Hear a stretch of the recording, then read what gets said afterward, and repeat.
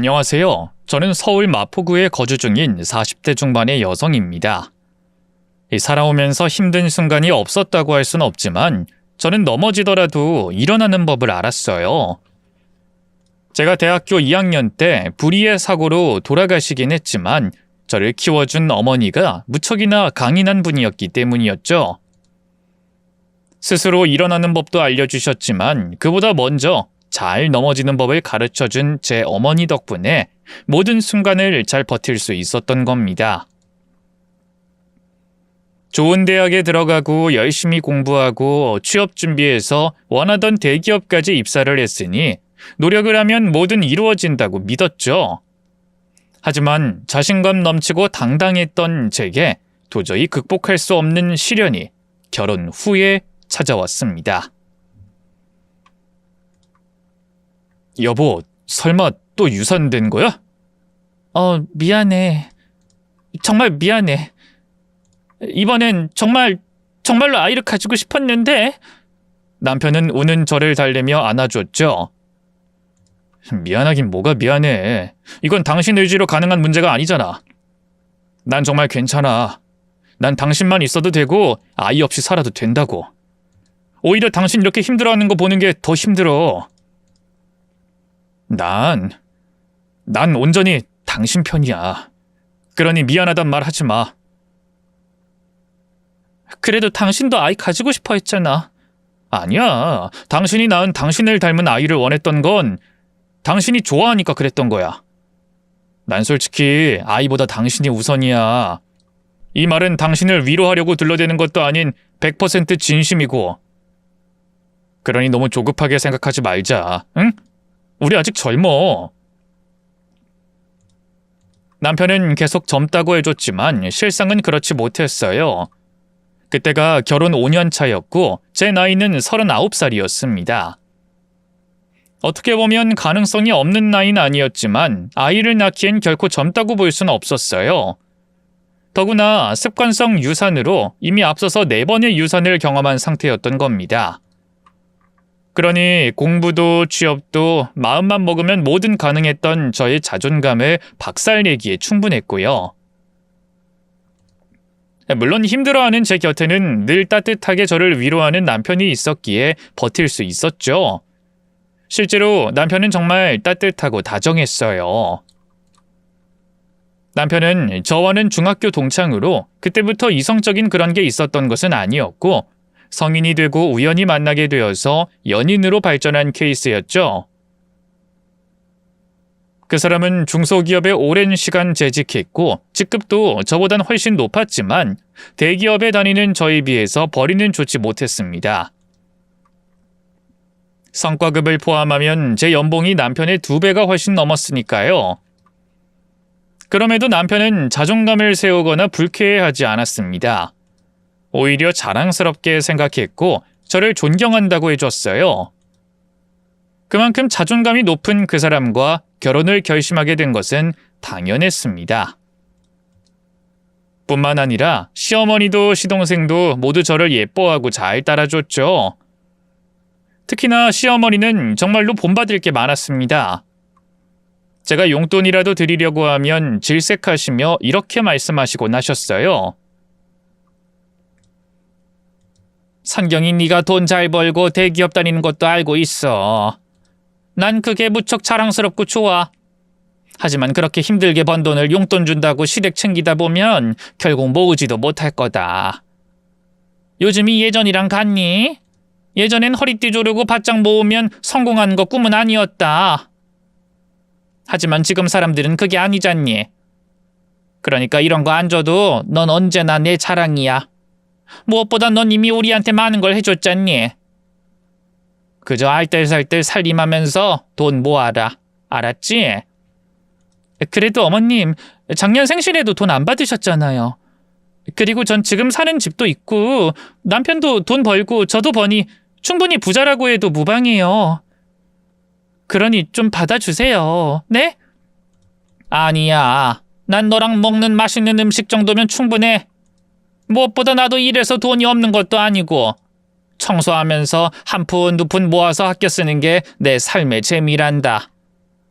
가만히 앉아서 놀면서 돈 받는 사람들 보면 솔직히 너무 한심하게 느껴지고. 너도 그렇지 않니? 아니요. 전 어머님은 좀 쉬셨으면 좋겠어요. 한평생을 일만 하셨는데 아직까지도 일을 한다는 것도 마음에 걸리고, 이 청소 일이라는 게 어디 보통 일인가요? 힘드시잖아요. 당연히 힘들지. 남의 주머니에서 돈 끄집어내는 건 뭐든 다 어렵고. 하지만 일을 하고 돈을 버는 재미를 알아버렸는데 어찌 그만두겠어. 아무래도 난 평생 소처럼 일을 할 팔자인가 보다. 그래도 덕분에 내 아들들 모두 성실하고 부지런한 거 아니겠니? 그런 것 같아요. 저희 남편도 그렇고 도련님도 배달 일 하시면서 늘 바쁘시잖아요. 제 말에 시어머니는 제 손을 잡고 방긋 웃으셨어요. 너만큼 바쁘겠니? 어려운 일하면서 많이 힘들겠지만 그래도 최선을 다해서 매사 열심히 해야 한다. 한 살이라도 젊을 때 돈을 모아야 나중에 나처럼 고생을 안 하고. 나는 성경이 네가 나처럼 고생하는 꼴은 절대로 안 볼 거야. 무슨 뜻인지 알지? 네, 저 정말 열심히 할게요. 그래, 우리 성경이 정말 착하고 대견하구나. 내 생에 이렇게 좋은 며느리를 얻게 됐으니 난 죽어도 여한 없다. 우리 주영이도 주한이처럼 좋은 사람이랑 결혼해야 할 텐데 주변에 친구 있으면 좀 소개 좀 해주고 그러렴. 그럴게요. 도련님도 성실하고 책임감 넘쳐서 줄을 서는 거 아닌지 몰라요. 무엇보다 어머님도 이렇게 좋으시잖아요. 저는 정말 복 제대로 받았어요. 물론 아기가 안 생기는 게 좀... 어허, 또 그 소리. 내가 몇 번을 말해. 아이로 너한테 스트레스 안 줄 거라고. 생기면 낳는 거지만 안 생기면 낳을 필요 없어. 너희 둘만 잘 살고 행복하면 되는 거야. 너 힘들게 하는 거면 손자든 손녀든 다 싫다. 난 성경이 네가 우선이야. 넌 내 며느리지만 내가 너한테 새아가 누구 애미 이렇게 절대 안 부르는 이유 알지? 저를 며느리 이전에 딸로 생각하셔서 그러신다고 하셨잖아요. 그래, 바로 그거다. 넌 내 딸이나 진배 없어. 설령 성경이 네가 애를 12를 낳아도 마찬가지로 넌 나한테 누구 엄마도 내 며느리도 아닌 성경이야. 알았니? 그러니 쓸데없는 걱정 말고 네 인생을 살아. 훨훨 날아다니며 멋지게. 누구보다 더 높이 올라가서 누릴 수 있는 거 다 누리면서. 그게 내 행복이고 바람이야. 잦은 유산으로 한 번은 쓴소리라도 하실 줄 알았지만 시어머니는 온전히 제 편에서 생각하고 말씀하셨습니다. 두 아들을 낳고 힘들게 기르느라 제대로 배우지도 못한 본인 대신 제가 잘 되는 게 본인의 행복이라고 하셨고요. 그런데 오히려 전 그런 남편과 좋은 시어머니 때문에 더욱 아이를 가지고 싶었습니다. 지금도 이렇게 행복한데 아이까지 있다면 너무 완벽할 것 같았기 때문이었죠. 하지만 제 나이가 40대에 접어들면서 결국 그 꿈을 포기하게 되었어요. 그 전까지 시험관으로 연이은 실패를 했고 그 과정도 몹시 고통스러웠기에 저도 마음을 돌린 거죠. 남편과 단둘이 행복하게 살면서 시어머님 이야기처럼 편안한 노후를 위해서 열심히 살 계획을 짜게 된 겁니다. 실제로 남편과 저는 정말 알뜰하게 살았어요. 성경아, 이번 달 용돈 너무 적은 거 아니야? 더 필요할 것 같은데. 아니야. 안 그래도 요즘 살이 좀 찌니까 좀 걸으려고. 출퇴근 40분 정도 걷는 거 나쁘지 않은 것 같아. 자동차 가지고 다니면 돈도 들고 이참에 아끼면 좋잖아. 나만 아껴도 충분한데 돈을 버는 만큼 써야지. 아니야. 당신만 매번 돈 없이 그렇게 지내는 건 좀 그래.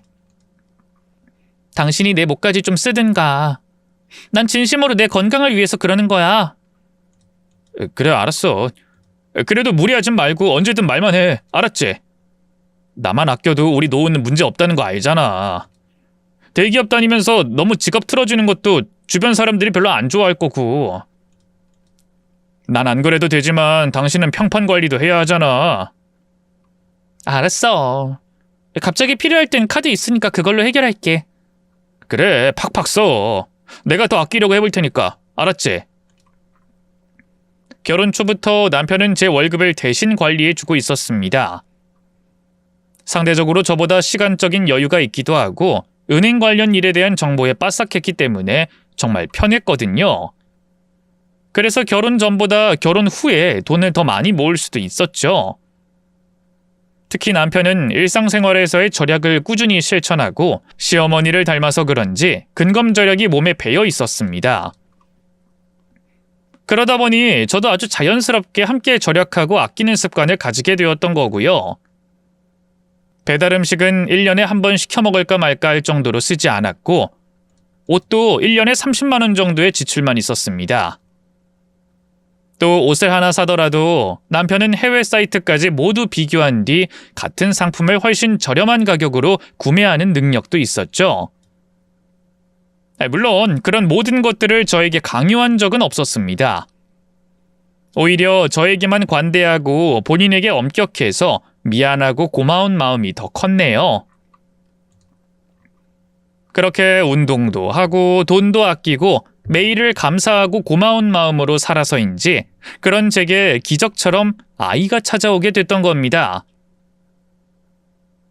하지만 초반엔 두려워서 이전과 달리 그 누구에게도 말하지 않았어요. 혼자서 병원을 다니면서도 괜한 기대하지 말자, 그렇게 마음을 먹었었죠. 그런데 제가 늘 6주에서 8주 사이가 고비였는데 무려 16주까지 별 이상이 없었던 겁니다. 결국 뒤늦게 남편에게 알리게 되었고 고민 끝에 회사를 그만두겠다는 말을 했죠. 돈을 많이 주는 만큼 압박도 심했고 늘 긴장 상태로 유지해야 하는 직업이었기에 아이를 위한 선택이었던 겁니다. 그런데 당연히 그렇게 하라고 할 줄 알았던 남편의 반응은 오묘하더군요. 그만두는 건 좀 아니지 않아? 내가 말했잖아. 난 늘 당신이 우선이라고.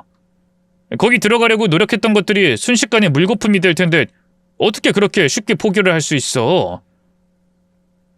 나도 쉬운 결정 아니었어. 대기업이라 복지도 좋잖아. 차라리 휴직을 하면 안 되는 거야?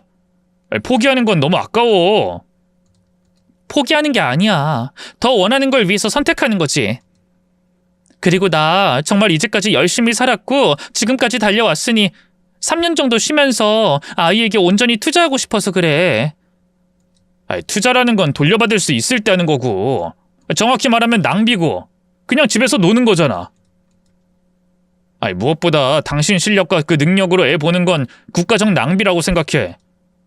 그리고 3년 후에 다시 돌아갈 수 있다는 보장도 없잖아. 무슨 말을 그렇게 해. 노는 거라니. 난 솔직히 당신이 당연히 찬성할 줄 알았어. 우리 회사 일이 얼마나 힘든지 잘 알잖아. 대기업 좋은 거 다들 알고 복지도 빵빵하지만 그만두는 사람이 생각보다 많은 건 그만큼 힘들다는 말이라는 것도. 남편은 제 말에 한숨을 푹 쉬더니 이렇게 대꾸했죠. 마음은 찬성하고 싶지. 아이를 위한 선택도 너무 좋고 내가 아빠가 된다는 것도 행복해. 하지만 당신이 나중에 달라진 대우와 업무 환경을 마주하고 나처럼 될까봐 무서운 거야. 헐헐 날아다녀야 할 새를 새장에 가두는 거랑 다를 것도 없는데 어떻게 찬성을 하겠냐고. 온전히 제 인생을 위해서 남편이 조언을 해줬다는 걸 모르지 않습니다. 확실히 제 나이에 한 번 회사를 그만두면 다시 들어갈 가능성은 없기도 했고요. 그럼에도 저는 끝까지 고집을 꺾지 않았고 회사를 그만두겠다는 마음을 먹게 되었습니다. 헌데 그때부터 남편의 태도도 기묘하게 바뀌었죠. 남편과 그 일을 상의하고 얼마 후 함께 장을 보러 갔었습니다.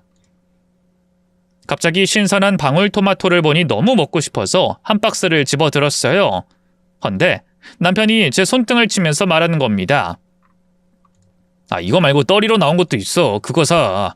앞으로 돈도 못 벌 텐데. 뭐? 떨이?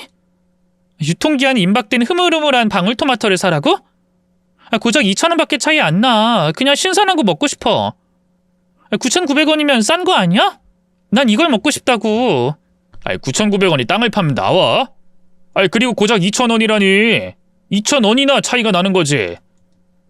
떨이 상품이라고 썩은 것도 아니고 날짜가 9,900원짜리 상품에 비해서 좀 진한 거야. 겉으로 보면 다른 것도 모르겠는데 왜 고집이야? 오히려 숙성돼서 더 맛있으니 이걸로 그냥 사. 결국 남편이 억지로 상품을 바꿔서 떨이 상품을 사야 했죠. 솔직히 기분이 썩 좋진 않았습니다. 결혼하고 처음으로 제게 절약을 강조하는 게 하필이면 일을 그만두려던 시점이라 더 불쾌했죠. 그래도 그때 기분 탓이라고 넘겼는데 그 뒤에도 비슷한 일들이 생기더군요. 한 번은 제가 출근길에 자동차 열쇠를 챙기니 아침부터 발끈해서 따지는 겁니다. 당신 설마 자동차 타고 가려고? 언젠 걷겠다며. 운동도 되고 좋다고 하지 않았어? 아니, 자동차도 너무 오래 안 쓰면 문제 생겨. 그래서 가끔이라도 몰아야 되는 거고. 그리고 나 오늘 병원에 가려고 한단 말이야. 반차 내고 다녀올 생각이고. 남편은 짜증스러운지 인상을 쓰며 이랬죠. 그렇게 애 가진 티를 내야 해? 반차까지 쓰면서 병원 들락거리는 게 사회생활하는 사람이 할 짓이야? 이래서 기업들이 여자를 잘 안 뽑는 거야. 일 좀 잘하고 적응 좀 하면 그저 임신했다고 유세 떨고 출산한다고 유난 떨며 회사 사람들에게 피해만 주니까. 회사 입장에서도 짜증이 나는 거 난 개인적으로 120% 공감해. 유세? 유난? 당신 도대체 그런 말을 하는 의도가 뭐야? 의도가 뭐가 있어. 그냥 말이 그렇다는 거지. 기름 한 방울 안 나는 나라에서 차를 끄는 것도 이해가 안 돼. 그것도 능력이 있으면 모르지만 앞으로 당신은 전업주부가 될 거잖아. 습관처럼 내 몸 편하자고 펑펑 쓰는 버릇하면 안 된다는 말을 하는 거고. 순간 짜증이 치밀어서 저도 쏘아서 말했습니다. 당신은 내가 임신한 게 싫어? 언제 내 행복만 바란다면서. 내 행복을 위해 내가 회사 그만둔다는 게 그렇게 싫은 거야? 다른 것도 아니고 당신이랑 내 아이를 위해서 선택한 거야. 근데 병원에 같이 가주겠다는 말은 못할 망정 기름값 운운하는 게 정상적인 반응이니? 말이 그렇다는 거야. 당신 진짜 예민하네. 평소에도 난 늘 돈 아끼고 사회생활 잘하라는 말을 했었어. 근데 애를 가지니까 당신이 민감하게 받아들이는 거고. 그러니 적당히 시비 걸고 얼른 갈 거면 가. 그만둔다면서 출근까지 늦게 가는 건 사람 할 도리가 아니잖아. 그 빈정거리던 말투와 표정은 제게 상처를 주기에 충분했죠. 적어도 그때부턴 단순히 기분 탓이라고 넘기진 못했고 서서히 불쾌해지기 시작했습니다. 그러다가 그 불쾌함에 명확한 확신을 준 게 바로 시어머니였죠. 연차를 쓰고 집에서 편안하게 쉬고 있었는데 시어머니가 뜬금없이 저희 집으로 들이닥쳤습니다. 이전에는 연락을 미리 하고 약속을 잡아서 오곤 하셨는데 그런 과정 자체가 아예 생략이 되었죠. 조금 놀라긴 했지만 초반엔 웃으면서 반겼고 차랑 과일까지 대접하며 이런저런 이야기도 했습니다. 하지만 시어머니의 표정은 좀처럼 풀리지 않고 대화 내내 딱딱하게 굳어있더군요. 그렇게 한참 말도 없다가 제 앞에 작은 달력을 하나 툭 던지는 겁니다. 당시가 해가 넘어가기 얼마 전이었기에 제가 말했죠. 회사에서 준 것도 있는데 일부러 은행에서 받아오신 건가요? 괜찮은데 감사해요. 안에 중요한 사항이 있으니 싹 읽어봐. 그냥 달력 아니니까 꼼꼼하게 살피고. 내가 중요한 표시 다 해놨으니 앞으로 네 일정은 이거라고 생각하면 된다. 일정이요? 그래, 전업주부 일정. 저는 한 장씩 넘겨보기 시작했는데 한 달 중에 20일 정도의 동그라미가 그려져 있었습니다. 거기에는 집안 행사, 제사, 친척 어른들 생신, 시어머니, 남편과 시동생까지 모두 포함되어 있었죠. 뿐만 아니라 김장이랑 대청소, 이불 빨래, 커튼 빨래, 반찬 만드는 날짜까지 빼곡했고요. 전 그걸 보고 조심스럽게 물었습니다.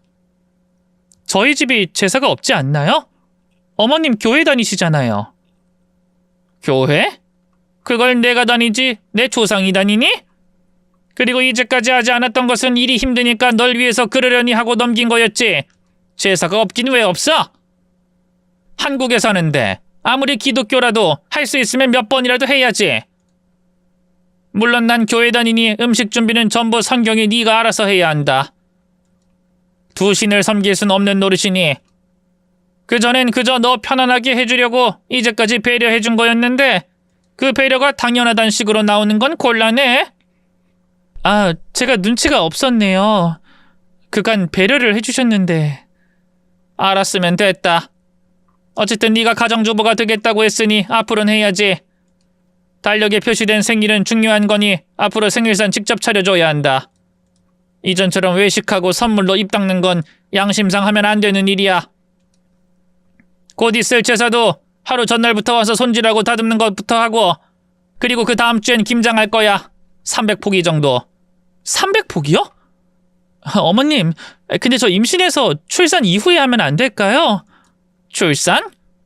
지금 애 둘 낳은 내 앞에서 임신했다고 유세 떠는 거니? 떨어지려면 그 정도 일 안 하고 집에만 박혀 있어도 떨어질 거야. 그러니 몸 아끼고 그러면서 누워있을 생각만 하지 말라 이거고. 앞으로는 작은 집안 행사도 알아서 다 해야 해. 그게 전업주부가 하는 일이니까. 어머님, 혹시 제가 일 그만둔다고 해서 화나신 건가요? 일 그만둔다는 것 자체로 내가 화를 왜 내? 하지만 난 전업주부라는 걸 절대로 이해 못하긴 한다. 너도 알다시피 난 평생을 쉬지 않고 일만 한 사람이야. 알지? 네, 알고 있죠. 아마 난 늙어 죽을 때까지 앞으로도 그렇게 살겠지. 그런데 전업? 전업이라는 건 일이라는 거야. 근데 막상 전업주부라고 나서는 것들 상태를 봐라.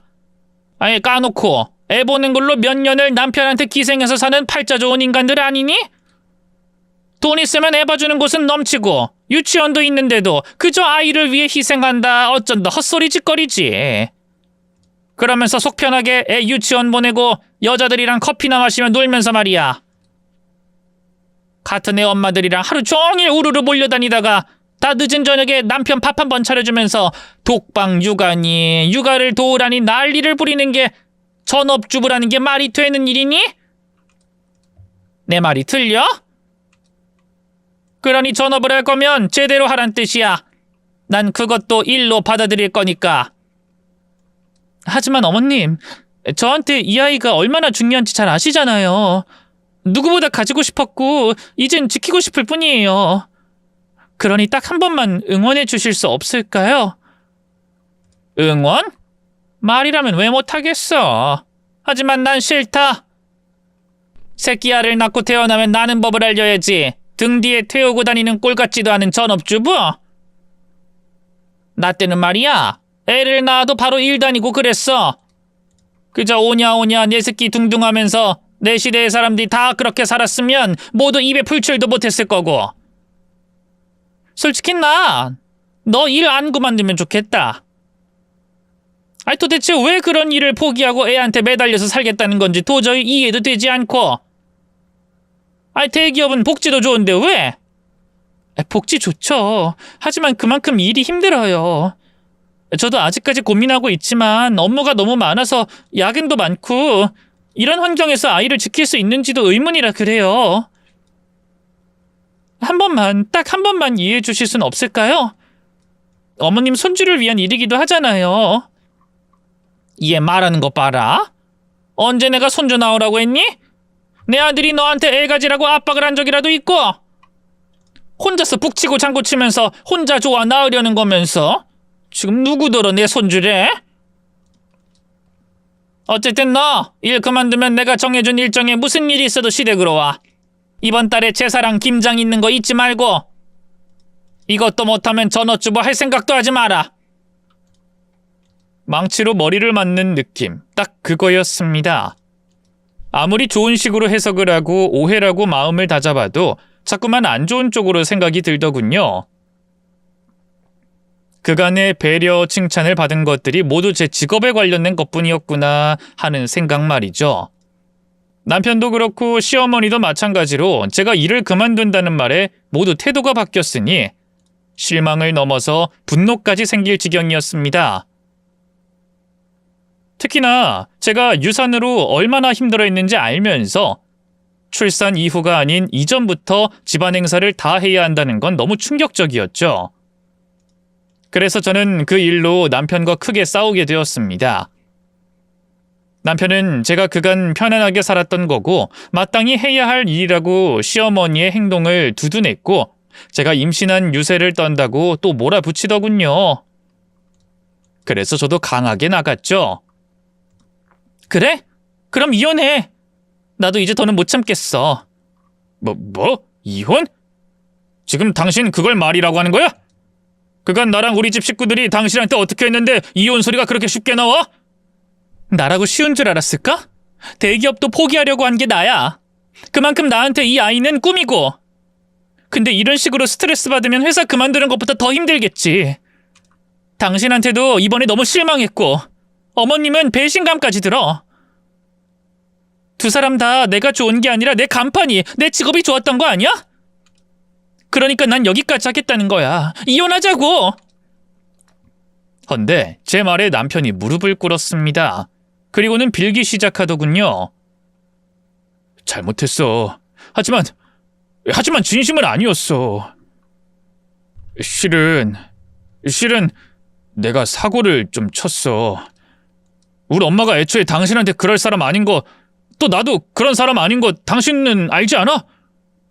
대기업이라서 당신한테 잘한 거 아니야. 정말 우리 식구들 다 당신 잘 되는 것만 바랬고. 이게 다 나 때문이야. 내가 사고를 치는 바람에 우리 엄마도 안타까워서 그런 거라고. 그게 무슨 말이야? 사고를 치다니?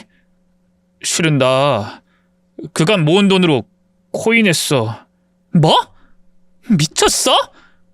당신 그런 거 안 하잖아. 갑자기 왜 그랬어? 야, 우리 애가 생겼다니까. 당신은 그렇게 돈도 잘 벌고 하는데 막상 너무 무서웠어. 난 언제 잘릴지도 모르는 무능한 인간인데 당신과 내 아이의 미래를 위해서 잘해보고 싶은 생각뿐이었단 말이야. 다들 하는 거고 위험성도 없다고 해서 따라한 건데 그게 스캠 코인이었던 거고. 나도 알아. 정말 미쳤는데 정말 잘하려고 했던 거야. 코인은 많은 분들이 아시겠지만 일종의 가상화폐입니다. 아무래도 실체가 없다 보니 애초에 사기를 칠 생각으로 상장을 하는 경우도 있죠. 여기서 스캠 코인은 투자자를 속여 돈을 모은 후 개발자가 잠적하거나 가격이 폭락하는 형태로 피해를 입히는 경우가 많고요.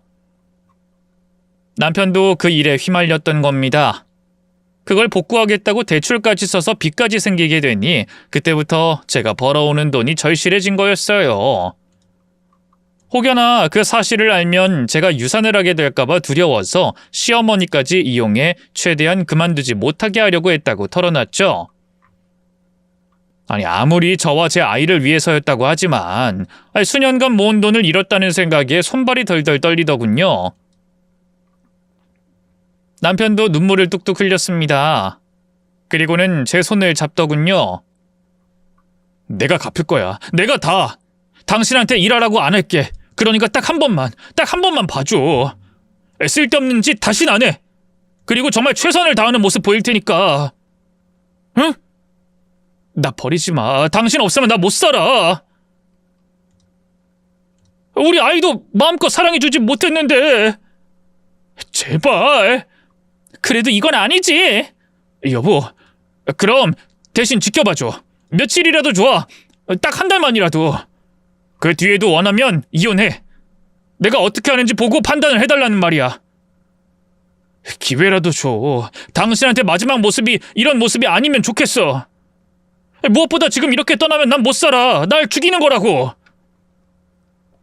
어떻게든 잘해보려다가 일어난 일이었다는 걸 모르지 않습니다. 그렇다고 바로 용서가 된 것은 아니었지만 남편 말처럼 한번 두고 보고 기다리는 것 정도는 할 수 있겠다 싶었죠. 그간 제가 워낙 잘했던 사람이었기에 그 정도는 해야 한다고 생각했고요. 실제로 남편은 그날 이후로 대리운전을 시작했습니다. 퇴근 후부터 시작해서 새벽 4시까지 일을 했고 주말은 하루 종일 배달일과 대리운전을 했죠. 피곤한지 퉁퉁 부은 얼굴로 들어오면서도 웃음을 잃지 않았고 제가 좋아하는 음식까지 싸오곤 했습니다. 식어서 미안하다면서 금방 따뜻하게 데워주겠다고 부엌으로 달려가는 모습을 보니 안쓰럽기까지 하더군요. 뿐만 아니라 시어머니도 제게 사과를 하셨죠. 정말 미안하다.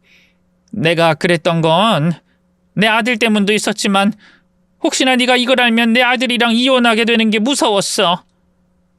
조금만 더 일하게 하고 내 아들이랑 내가 어떻게든 그 돈 마련해서 채울 생각이었고 그래서 내가 억지를 피웠어. 미안해. 미안하다 정말. 듣긴 했어요. 하지만 저 정말 상처 많이 받았어요. 안다. 나도 다 알아. 나도 너한테 그러고 속이 편했겠니? 며칠은 밥도 제대로 못 먹고 잠도 못 잤어. 내 딸이라고 말하면서 그런 끔찍한 말을 했으니 편안하게 내가 어떻게 지냈겠니? 내가 어떻게 하면 날 용서해 주겠니? 무릎이라도 꿇고 빌까? 그래, 그래야겠어.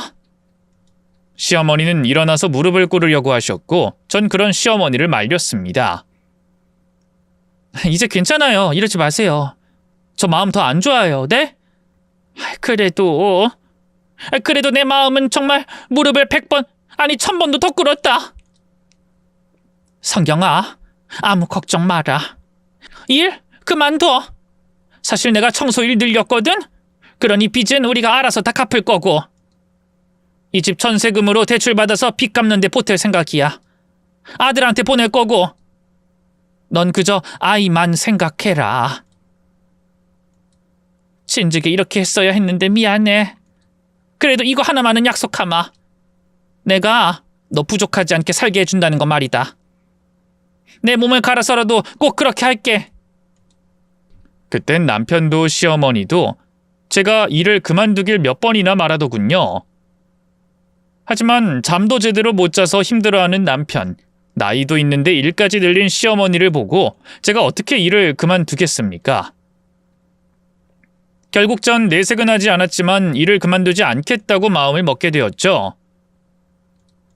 물론 5년 넘도록 모은 제 돈을 다 잃었으니 약간 고생해봐라 이런 마음이 있었던 것도 사실이었고요.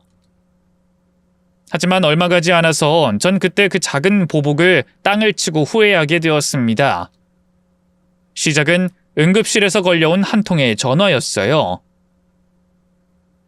교통사고로 남편이 실려간 겁니다. 의식이 없다는 남편의 휴대전화 속에서 제 번호를 찾아 연락을 주신 거였죠. 서둘러 택시를 탔지만 그때부터 눈물을 주체하지 못하고 엉엉 울기 시작했어요. 내가 미쳤지. 그냥 하지 말라고 했어야 했는데 난 정말 천벌을 받을 거야. 그때 심정은 정말로 하늘이 무너지는 것 같았습니다. 비록 잘못은 했다고 하지만 명백한 실수였다는 걸 알면서도 제가 남편을 사지로 내몰았다. 그렇게 생각했죠. 그래서 앞으로는 절대로 그러지 않겠다고 다짐도 했고 죽을 때까지라도 회사를 버티겠다고 마음을 다잡았네요. 그렇게 만감이 교차하는 가운데 도착해 응급실로 가 흰 가운을 입은 의사를 잡고 남편의 병상이 어딨는지 물었습니다. 잠깐 고개를 갸웃하더니 생각났다는 듯 저를 안내해 주셨죠. 그런데 가기 직전 돌아서서 이야기하더군요. 보호자분, 큰맘 먹고 보셔야 합니다. 지금 임신 중인 것 같아서 미리 알리는 거예요. 상태가 많이 안 좋은 건가요? 선생님 말씀해 주세요. 저 괜찮아요. 그런 뜻은 아닙니다. 크게 다친 건 아닌데 이 보호자분의 요청으로 얼굴에 붕대를 감았다는 거죠. 발 안쪽에 찰과상 그리고 넘어지면서 찢어진 상처를 꿰매는 정도가 전부거든요. 아셨죠? 네? 근데 왜 얼굴에... 깨어나신 뒤로 쭉 통증을 호소하셨어요. 딱히 문제가 없는데 굳이 붕대를 하고 계신다고 하셔서 내일 정밀 검사하기 직전까지만 해드린 거예요. 그러니 너무 걱정 안 하셔도 된다고요. 산모는 절대 안정이 정말 중요하니까요. 아셨죠? 제 부른 배를 보고 단단히 주의를 주신 후에 위치를 알려주셨고 저는 종종 걸음으로 커튼을 열었습니다. 그랬더니 이불로 온몸을 덮고 진짜 얼굴에 붕대를 칭칭 감은 상태로 누워있더군요. 처음에는 너무 놀라서 말도 잘 나오지 않았는데 어딘가 이상하다는 게 느껴졌죠. 이 분위기라고 해야 할지 뭐라고 해야 할지 딱 꼬집어 말하기 힘든데 이질적인 느낌이 들더군요. 그리고 저는 그런 기분이 들었던 이유를 이내 알아차리고 말았죠. 바로 붕대를 감고 아무 말도 하지 않는 남편은 남편이 아니라 시동생이었다는 걸 말입니다. 솔직히 너무나 혼란스러웠어요. 무슨 일이 있어서 남편의 휴대폰을 가지고 있는 것은 뭐 어떻게든 이해할 수 있었습니다. 하지만 왜 제 앞에서 얼굴까지 필사적으로 가리고 정체를 감추는 건진 모르겠더군요. 그래서 저는 진실을 알아내기 위해서 눈치를 채지 못한 척 천연덕스럽게 말했습니다.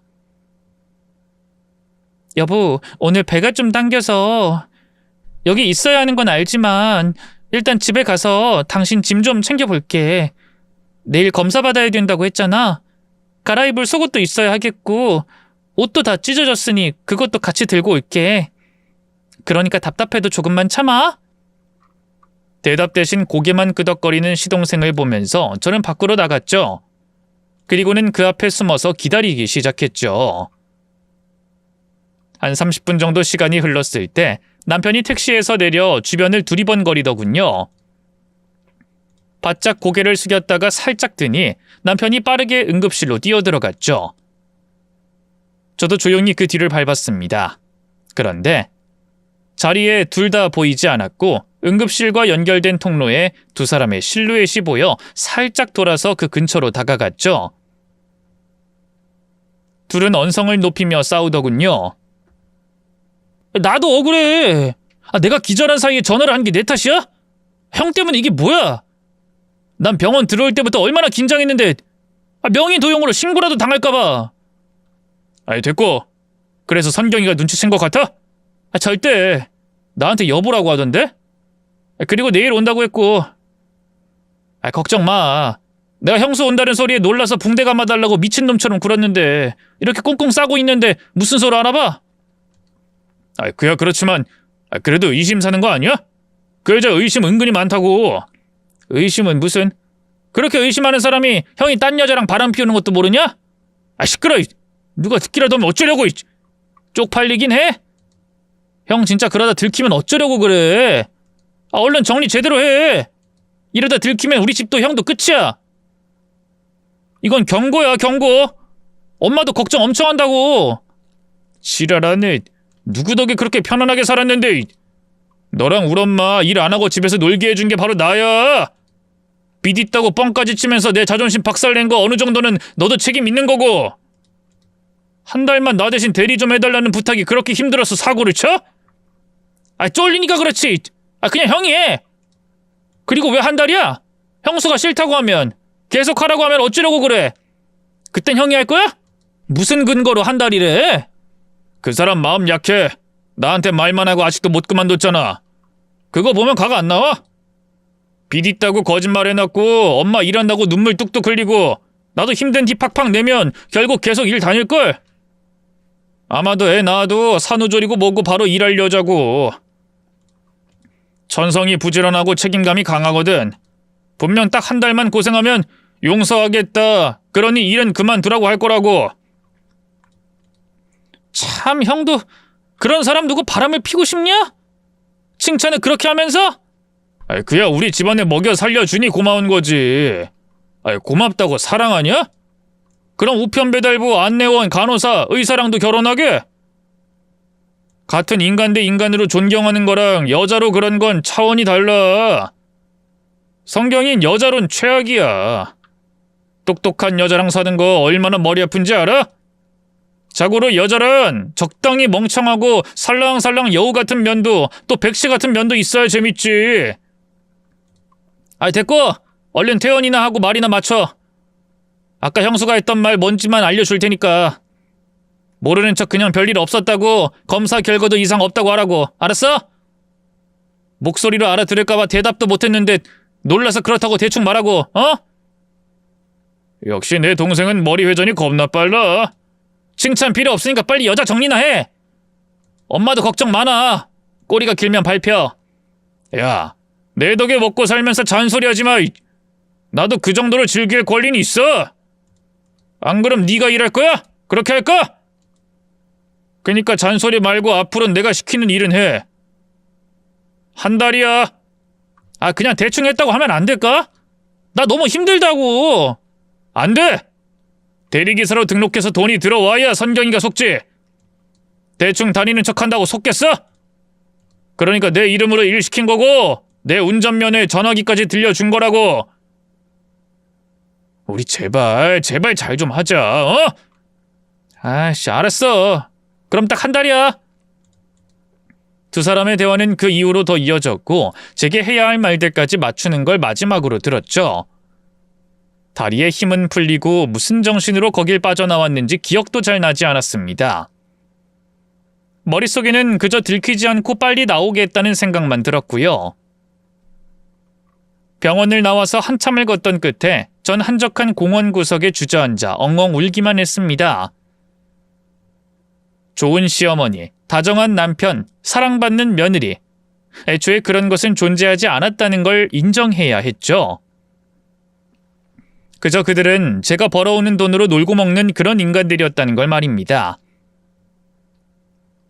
심장을 후벼 파는 것처럼 마음이 아팠지만 저는 부른 배를 쓰다듬으며 정신을 차렸어요. 저는 엄마였으니까 말입니다. 엄마가 지켜줄게. 널 위해서 최선을 다해서. 아프지 않게 잘 넘어지는 거 내 특기거든. 그러니까 엄마 힘낼 테니까 너도 버텨야 한다. 알았지? 마음을 가다듬은 저는 일단 빨리 집으로 돌아갔습니다. 적어도 남편보다 더 먼저 가야 한다는 생각에 택시를 잡아타고 이동했죠. 그리고 얼마나 지났을까? 뻔뻔하게 남편이 다리와 팔에 어설프게 붕대를 감고 집으로 돌아오더군요. 그런데 저를 보고 놀라는 겁니다. 당신 눈이 왜 그래? 울었어? 전 좀 당황하긴 했지만 최대한 덤덤한 척 대답했죠. 당신 사고 당했는데 그럼 내가 맨정신이겠어? 근데 왜 병원에서 나온 거야? 얼굴에 통증이 있다고 검사 따로 받는다고 응급실에 계속 있었던 거라고 들었어, 의사한테. 아, 그 일시적인 그런 증상이더라고. 나도 사고로 충격이 컸잖아. 그러다 보니 어쩔 수 없었던 거지. 전 그러면 내일 병원 가려고. 무엇보다 당신도 놀랐을까봐 걱정도 됐고 병원에서는 말도 잘 안 나오더라. 미안, 내가 정말 면목이 없다. 갑자기 사고를 당해서 정신이 나갔어. 아니야. 그럼 일은 어쩔 거야? 대리운전 말이야. 아, 당연히 계속 나가야지. 빚을 갚아야 할 거 아니야? 걱정 마, 이 정도는 아무것도 아니야. 난 누구보다 더 열심히 해서 당신이랑 내 아이 지킬 거니까. 입술에 침도 안 바르고 제 앞에서 뻔뻔하게 거짓말하는 남편을 보니 화가 치밀었습니다. 저도 모르게 이를 얼마나 꽉 물었는지 아래턱이 얼얼할 정도였죠. 하지만 저는 애써 태연한 표정을 지으며 말했어요. 그 몸으로 무슨 일을 더 한다는 거야. 나와 내 아이를 위해서라도 그러면 안 되는 거야. 하지만 빚은 갚아야지. 그건 내 잘못이잖아. 당신은 이제 회사도 그만둘 거고. 이 방법밖에 없어. 우리 엄마도 청소일 더 늘린다고 했고 내 동생도 돕는데. 아니야, 그럴 필요 없어. 나 생각 바뀌었어. 출산휴가 끝나면 육아휴직 냈다가 바로 복귀할 참이야. 그러니까 당신도 당신 어머니도 일 더 늘리지 말았으면 좋겠어. 찰나의 순간이긴 했지만 남편의 표정은 변화가 있었습니다. 기쁨을 최대한 누리려는 듯 인상을 쓰긴 했지만 분명히 눈은 웃고 있었죠. 그런데도 연기는 계속되더군요. 아니, 일 그만둬. 나도 더는 당신 고생하는 거 싫어. 내가 할 거야. 내가 책임질 거고. 그 정도는 당신을 위해 할 수 있어. 나 돈 잘 벌잖아. 응? 하지만 그래도 당신이 나 때문에 힘든 건 싫은데. 여보, 난 정말 괜찮아. 둘 다 열심히 벌면 되는 거지. 근데 나 그러려면 먼저 확인해야 할 게 있어. 당신 그간 모은 돈이랑 시어머니가 열심히 청소 2배로 해서 번 돈, 또 빚 갚으려고 시어머니가 주신다는 돈까지 내가 가지고 있고 싶어. 그래야 내가 힘내서 다시 일을 할 수 있을 것 같고.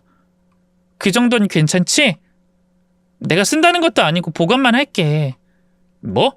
당신이 돈 관리를 한다는 말이야? 아니, 꼭 그런 건 아니고 그냥 통장에 넣고만 있게.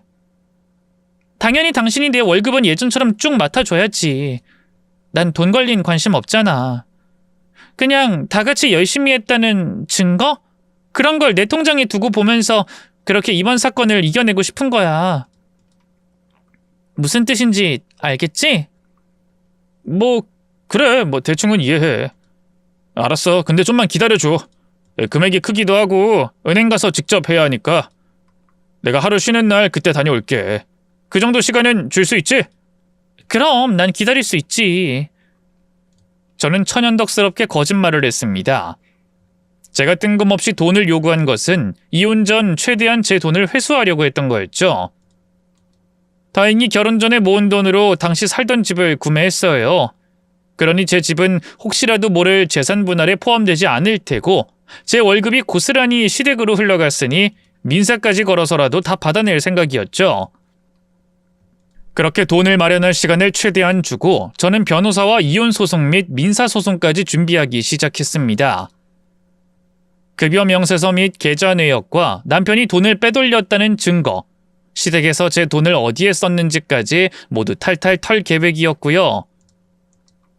뿐만 아니라 심부름센터 업체에 남편의 불륜과 시댁 식구들의 행적을 조사해달라고 맡겼고 얼마 안 가서 제 뒤에서 무슨 짓을 하고 있었는지 알게 됐죠. 발등에 불이 떨어진 그들은 대출의 마이너스 통장에 카드론까지 활용해서 돈을 모으고 있었고 시어머니는 언제 샀는지도 모를 명품 가방까지 중고로 팔았다고 하더군요. 그렇게까지 한 이유는 뻔했죠. 아마 남편은 자신이 있었을 거예요. 제 통장에 잠깐 돈 채워 넣더라도 얼마 안 가서 다시 돈 맡기게 될 거다. 원래 돈 관리 못하는 여자니 약간만 압박하면 돌려줄 돈이다. 일단 대출받아서 급한 불 끄고 그 뒤에 월급 들어오면 이자 다 갚아주겠다는 식으로 시댁 식구들을 남편이 설득했을 겁니다. 못마땅해도 자신들이 지은 죄도 있고 앞으로도 꿀만 빨 생각으로 남편의 말대로 시어머니와 시동생은 그렇게 하겠다고 했을 거고요. 하지만 그렇게 제 통장에 돈이 딱 들어오자마자 이혼 소송 진행과 민사를 동시에 진행했죠. 거칠 것도 없었고 후회할 일도 없었습니다. 이에 뒤늦게 소송을 걸었다는 걸 알게 된 남편은 씩씩거리면서 저를 찾아와 따지더군요. 이게 무슨 짓이야? 다 용서해 주기로 한 거 아니었어? 코인으로 사기 좀 당한 게 내 죄야? 다 같이 잘 살겠다고 노력하는 모습 보여줬고 나 정말 최선을 다했어. 근데 갑자기 이게 뭐야? 이혼 소송이라니. 심지어 돈까지 받았으면서 이러는 거야? 설마 일부러 그랬어? 마땅히 내 돈 돌려받는 일이야. 물론 내가 벌어온 돈보다 훨씬 적은 금액이지만 이 정도는 받아야 나도 공평하지 않을까? 그리고 최선을 다해? 무슨 최선을 다했는데? 아, 설마 도련님한테 대신 대리운전 시키고 본인은 여자 끼고 모텔에서 자다가 나온 거 말하니? 제 말에 남편은 핏기가 다 빠진 얼굴로 말을 더듬었죠. 내가 언제? 증거 있어? 그거 의부증이야, 의부증! 난 증거 있거든? 나 그 시간에 대리운전한 기록도 있고 돈 받은 내역도 고스란히 있어. 아주 철저하네. 근데 어쩌지? 난 증거가 더 확실한데. 저는 남편의 얼굴에 심부름센터에서 받은 사진을 던졌습니다. 바닥에 힘없이 떨어진 수십 장의 사진 속 남편은 어떤 여자와 쪽쪽거리며 모텔에 들어가는 모습부터 차 안에서 진한 스킨십을 하는 모습까지 아주 다양했고요. 그걸 보자 남편은 털썩 무릎을 꿇었죠. 여보, 이게 나는 그러니까 나한테서 빼돌린 돈 시댁으로 들어간 것도 다 알아. 나 이거 민사 걸었고 젖은 끝까지 쫓아가서라도 다 받아낼 거야. 계좌 추적하면 어려운 일도 아니지. 아, 나름 머리 쓴다고 계좌에서 현금만 싹 인출해서 준 것 같던데 그것도 마찬가지야. 만약 당신 혼자 한 일이라고 한다면 나한테 갚을 빚은 이중일 거고. 그러니까 혼자 독박 쓸지 아님 같이 지옥으로 끌고 가든지 그건 온전히 당신 몫이야. 여보, 나 한 번만 살려줘. 진짜 실수였어. 그리고 나도 억울해. 내가 그 돈을 다 썼겠어? 우리 엄마랑 동생이 그러고 사는 게 안타까워서 도운 거라고. 나쁜 의도 없었어. 무려 5년을 넘게 빼돌려놓고 의도가 없다고? 내 돈으로 효도하니 좋았니? 내 돈으로 그 여자한테 목걸이 사주니까 행복해서 미칠 것 같았어? 이러면 되잖아. 여자랑은 지금 끝났어. 뭐 시작도 안 했는데 끝이라고 있겠어? 그리고 엄마랑 동생이랑 아예 인연 끊을게. 두 사람 다 어차피 내 인생에선 걸림돌이었어. 할 줄 아는 것도 아무것도 없으면서 게으르기까지 한 인간들을 내가 왜? 아쉬울 거 하나 없다고. 진심이야. 대신 나만 좀 용서해줘. 이제 절대로 이런 짓 안 저지르고 평생 속지 않은 마음으로 살 거야. 우리 애를 생각해서라도 제발 이혼만은 하지 말자. 우리 애를 위해서 선택한 거야. 그 더러운 입으로 우리 아이 이 개싸움에 끼어들게 하지 마. 역겨우니까. 이 집은 내 집이니 얼른 나가줘. 짐 챙겨서 나갈 시간은 줄 테니까. 싫어. 내가 가긴 어딜 가? 난 당신 옆이 좋단 말이야. 난 당신이 내 앞에서 뻔뻔하게 연기를 했고 시댁 식구들까지 동원해서 내 돈을 뜯어먹고 있다는 걸 알았을 때 꼭 악몽 같았어. 손발은 떨리고 머릿속은 하얗게 질리고, 근데 내 몸이 내 마음대로 움직여지지 않는 그런 악몽 말이야. 그랬겠지. 나도 이해해. 하지만 진짜야. 나 그 여자 정리할게. 아니, 애초에 뭐 정리하고 말 것도 없어. 그냥 정말 순간의 실수고 한 번의 쾌락일 뿐이야. 정신적으로는 순결해. 저는 남편의 말을 더 듣기 싫어서 고개를 저었습니다. 그만해. 나도 그 악몽에서 깨어났으니 당신도 이제 깨어날 시간이 된 거야. 물론 난 악몽에서 깨어나서 현실에서 행복하게 살겠지만 당신은 내가 척척 벌어오는 돈으로 효도도 하고 여자랑 놀다가 깨어나면 진짜 현실을 마주해야 하겠지. 근데 거긴 아마 내 악몽보다 끔찍한 일만 가득할 거라고 생각해. 자, 이제 달콤한 꿈에서 일어날 시간이야. 얼른 내 집에서 나가! 집에선 절대로 안 나가겠다고 버티고 울고불고 난리를 피우는 남편은 경찰이 와서야 억지로 나가게 되었습니다. 그리고 저는 그 사람이 나가자마자 시어머니와 시동생에게 녹음한 대화 내용 전부를 보냈죠. 본인들을 인생의 걸림돌이라고 말하는 남편을 쫓아내거나 할 줄 알았지만 의외로 시어머니의 선택은 달랐습니다. 남편과 시동생 모두를 끌고 와서 제 앞에 무릎을 꿇더군요. 그러면서 정말 음식 앞에 파리처럼 두 손 모아 싹싹 빌기 시작했죠. 성경아, 내가 잘못했어. 아들을 내가 잘못 키웠다. 하지만 이건 아니지. 무리하게 대출해서 당장 내 집까지 넘어갈 판이고, 현금 서비스 받은 돈까지 너한테 다 있는데 우리들은 어떻게 하라는 거니? 이렇게 빌게. 너한테 잘했던 예전 기억으로라도 어떻게 안 될까? 형수님, 잘못했어요. 저희 한 번만 살려주세요. 저도 저희 형도 우리 엄마도 이러다 진짜 다 죽어요. 제가 형 감시할게요. 바람 못 피우게 할 테니까 딱 한 번만요. 남편이 고개를 살짝만 숙이고 우는 소리를 내자 시어머니는 그 사람 머리를 퍽 때렸습니다. 주한이 너 똑바로 사과 안 해? 빌어! 무조건 빌라고! 내 착한 며느리를 그렇게 만든 게 너야! 이 화상아! 이것도 아들이라고, 이 미친놈, 이 호로 잡놈! 차라리 죽어버려! 맞아! 형은 진짜 못된 인간이야. 쓰레기라고! 참 가관이 따로 없었습니다. 일부러 제 앞에서 남편을 때리고 욕까지 하는 그들의 연기를 보면서 어떤 면에서는 참 부지런하구나 하는 생각까지 들었으니까요. 다들 그만하세요. 동네 시끄러우니까. 그리고 이제는 모든 게 제자리로 돌아가는 거예요. 어머님은 늘 그러셨죠? 평생을 일하고 싶다고. 그러니 그렇게 될 거예요. 평생 청소하시고 도련님은 진짜로 배달하고 남편은 회사에 대리운전까지 뛰어야죠. 그래야 그나마 입에 풀칠은 하실 수 있으실 테니까요. 그렇게라도 매일 황금알을 낳던 거위의 배를 가른 대가는 치러주시고요. 소원처럼 죽도록 일만 하면서 빚 다 갚으시고요. 시어머니는 제 말에 오열하며 뒤로 넘어갔고 시동생은 아주 작게 욕설을 내뱉었죠. 허무한 표정으로 허공을 응시하던 남편은 눈물을 흘리더군요. 그 이후에 전 남편과는 완전히 갈라서게 되었고 무사히 아이까지 출산했죠. 또 민사소송의 경우는 판결은 났지만 돈을 모두 돌려받을 때까지의 시간이 소요될 예정이고요.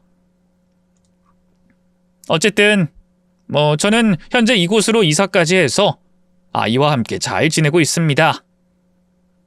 그러다 얼마 전 친구에게 소식을 들었는데 이 대리를 불렀는데 거기에 제 전남편이 나왔다고 하더군요. 제 친구가 알아보자 황급히 도망은 갔다고 하는데 대충 짐작은 되었습니다. 그들의 악몽은 이제 시작이라는 걸 말이죠. 부지런한 척, 책임감 강한 척, 알뜰한 척 하면서 실상은 게을러 터진 그 인간들이 진짜 일이라는 걸 한다는 생각을 하면 속이 후련합니다. 제가 바라는 건 부디 그 악몽에서 아주 오래 깨어나지 못하는 거고요. 이만하면 저 꽤 통쾌하게 복수했다고 봐도 될까요?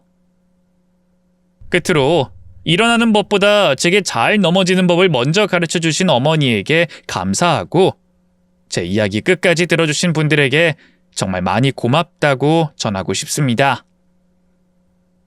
저 진짜 강하고 좋은 엄마가 될게요. 그러니 응원 많이 해주세요. 감사합니다.